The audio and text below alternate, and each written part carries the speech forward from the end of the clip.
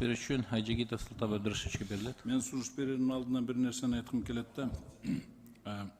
Birinчиден, ушундай закондор келе баштады да. Кто-то говорит, чиновниктердин, значит, министр, там, замминистрлердин решениясы туура эмес болуп калса, ошого жооп бериштен бошотуш керек деп атат. Уголовный дело болбосун. То есть канча болсо билген богуну жей берсин, анан кийин анын результаты ничего страшного, ни за что не будет отвечать деген законду киргизип атат. Ошондой сунуш келип атат. Азыр мунунда да, значит, бардыгын кечириш керек деген.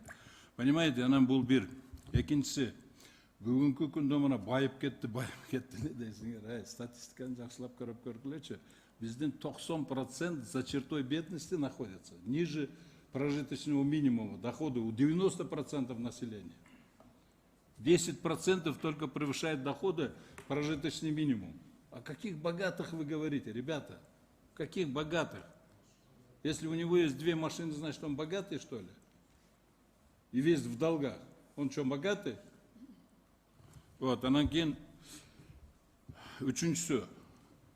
Вообще жизнь вся, особенно бизнес, он существует в определенных граничных условиях.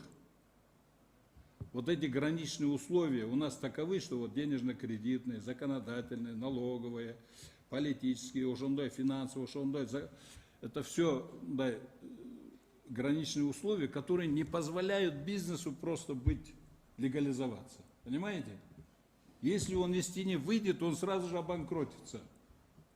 Если из тени выйдет, он сразу обанкротится. Поэтому теньден чыкпайт эч качан.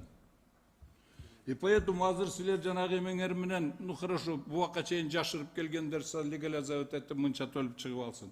Они выйдут, они это дело вот воровонный жашырган легализовать этип алаттан. Ошол заметили хайрали из-за граничных условий, которые не позволяют легально работать. Они опять уйдут в тень. Они из тени никогда не выйдут, и вы никогда не достигнете своей цели. Ошондуктан бул бесполезный, да? Бесполезный. Ошондуктан концепция неправильная. Ошондуктан менин сунушум, вы, пожалуйста, идите, поработайте еще раз над концепцией. Я за то, чтобы мы исправили все-таки ситуацию. Но я предлагаю, вот ушундай сунуш киргизип атам да, хайра концепциясын иштеп, кийинки этап келсин, и тогда это самое будем обсуждать. Рахмат, урматтуу